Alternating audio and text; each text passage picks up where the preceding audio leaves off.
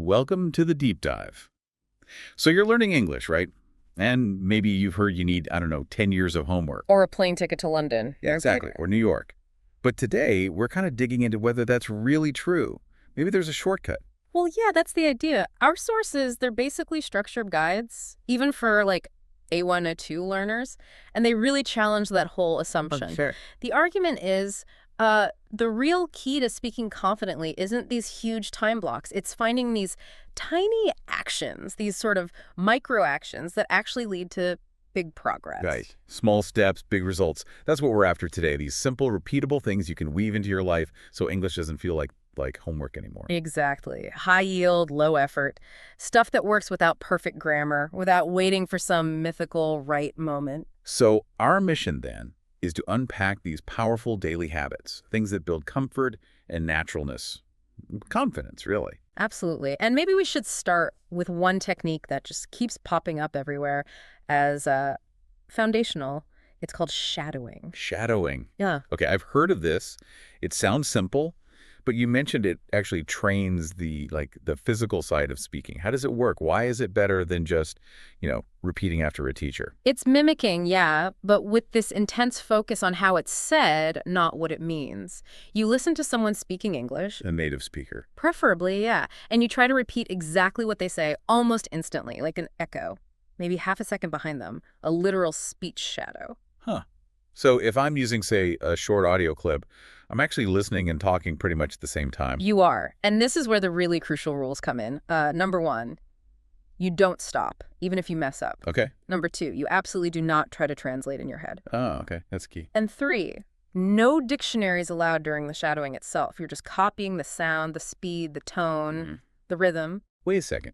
If I'm not supposed to translate, how do I know I'm not just? Well, practicing sounds without meaning. I can look it up later, but in that moment, am I just making noises? That's kind of the magic of it, actually. Shadowing isn't about understanding every word right then. It's about the prosody, the music of English. The music? Yeah, the stress, the intonation, the rhythm, how it flows. When you focus only on mimicking those things, you're training your mouth and brain to recognize and then actually replicate how English moves. So it's like building muscle memory. Exactly. Muscle memory for the sounds, how words connect, things that are specific to English. It helps you speak faster later and clearer, too. I get it. It's about getting comfortable with how those sounds actually feel in your mouth. That's often a huge block for new speakers, isn't it? It's like physical conditioning for your tongue and lips. Precisely. And if you do this often, even just 5 minutes a day with a short clip, echoing it back, you'll see pretty quick improvements in how you articulate in your rhythm. It really is that minimum effort, maximum result idea. That idea, turning listening into immediate speaking, that brings us neatly to these foundational ways to practice every day. Because a lot of people, they feel nervous, right? Or they're busy. Or they just close the textbook and think, okay, now what? Yeah, absolutely. So let's look at those daily habits that keep the progress going. The sources say the most important step, the absolute number one thing, is consistent listening. You have to listen to English every single day, not just once a week in class, daily. Like it's your constant companion. Why daily, though? I mean, it seems obvious, listen more, learn more. Yeah. But what are the specific benefits beyond just, picking up new words? It trains your ear to the real rhythm, how people actually talk, not this sometimes stilted, slow stuff in textbooks. Daily listening builds this huge mental database of pronunciation, natural pauses, how sentences really sound. Your brain starts to pick up those patterns almost subconsciously. And I like that the sources say you don't need to understand 100%. Like even if you only catch 30% or 50%, it's still doing something useful. Totally useful. Yeah. So the application is easy. Listen while you're walking, doing chores, cooking, even just chilling out. 10, 15 minutes a day can be enough. The key phrase one source used was, make English your background music. Background music. I like that. Passive exposure that reinforces the active stuff. Exactly. So, okay, listening is the input. Logically, the next step is turning that input into actual output, speaking practice. Right. We mentioned shadowing, but this next habit is more about applied repetition. So after you listen to a sentence or maybe a short bit of audio, you repeat it. Try to copy the voice, match the rhythm, focus on how it was delivered. And the sources really emphasize repeating the same sentences again and again daily. Why is that repetition so critical, especially for beginners? It builds fluency in specific, really useful chunks of language. Think of it almost like programming yourself. If you repeat, say, "I'd like to order a coffee, please," 10 times perfectly. Your mouth and brain will just produce that phrase instantly when you actually need it. No stumbling, no translating in your head. Repetition makes your speaking smoother, pronunciation clearer, and it really boosts your confidence because you have these reliable phrases ready to go. That makes sense. Okay, let's shift gears a bit to an internal change that apparently makes a huge difference. Thinking in English. This always sounds like the big mountain to climb because we naturally default to our own language, right? It is a big one because that's where the translation delay happens. If you're constantly thinking in your native language and then translating before you speak English, well, you're doing double the mental work. Right, and it makes you sound slow, hesitant. Exactly. So the goal is to eliminate that internal translation step. So how do you even start? Especially if you're busy, maybe you feel a bit self-conscious talking to yourself. You start super small, simple, short, practical sentences just inside your head like, "It's morning, need coffee, see a dog, I'm tired," stuff like that. Okay, just narrating your day silently. Yeah, these little thoughts force your brain to connect the idea directly to English, bypassing your native language. Then, once that feels okay, maybe try whispering them or saying them quietly when you're alone. It becomes this daily, zero-pressure conversation with yourself. Okay, from mental training to physical again. The next tip is about the speaking muscle, Jim. Reading aloud. We all read silently, obviously. Why is reading out loud so important for A1, A2 learners? It's crucial because, well, many English sounds just don't exist in other languages. Think about the TH sound or maybe certain R sounds, depending on the accent. Right, they use different muscles. Exactly. Your mouth, your tongue, your throat might not be used to making those shapes or movements. Reading aloud forces you to practice articulating those specific sounds clearly. It trains all those parts to work together for English. Okay, so how do you do it effectively? Choose short, simple stuff first. Children's books are great, or beginner stories, dialogues from videos maybe. First, read it slowly, focus on clarity. Then try reading it again, a bit faster. And then maybe try reading it with more expression, like you're an actor. Playing with it. Yeah, that variation builds flexibility, helps with pronunciation accuracy, and definitely builds fluency and confidence. And then, kind of wrapping up these core habits, there's this overarching idea. Just use English in your daily life.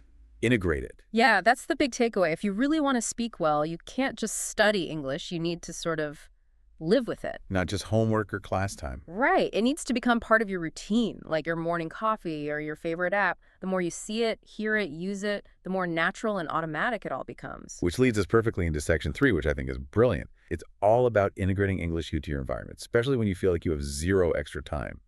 These are super easy, almost passive ways to learn. Yes, exactly.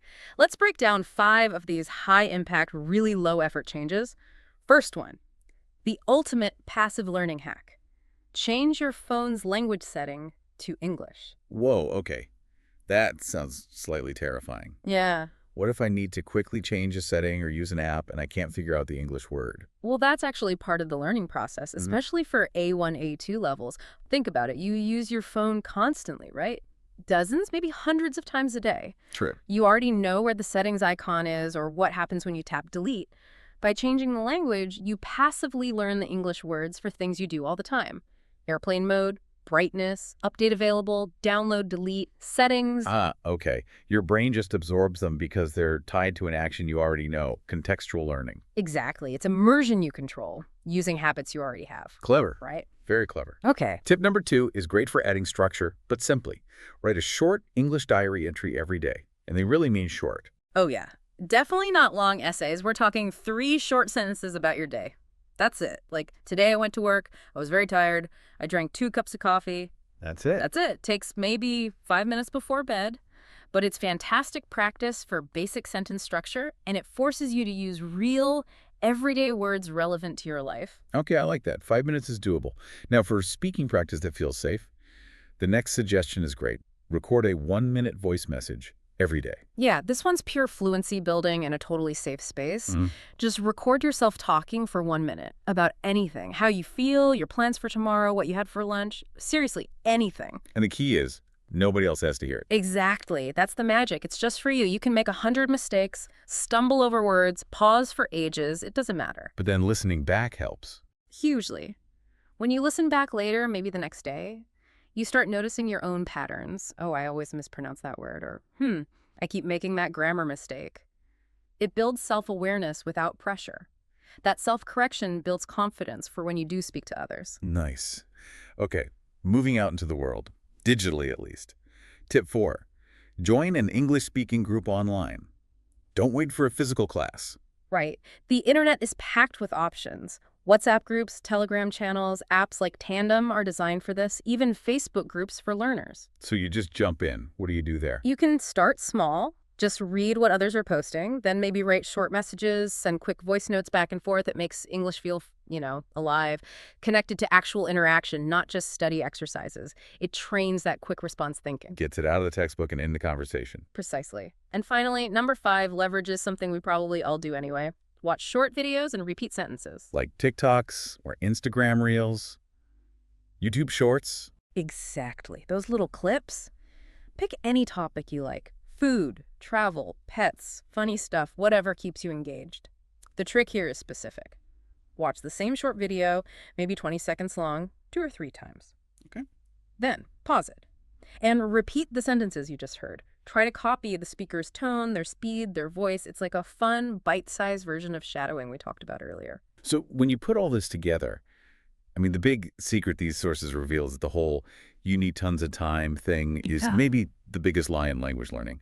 I think so. Consistency beats quantity every single time. It's about turning these tiny, almost effortless daily actions into English practice. Like instead of your usual good morning in your language, just switch it to English. Exactly. Or write your shopping list in English. Watch 5 minutes of a YouTube video about your hobby, but in English.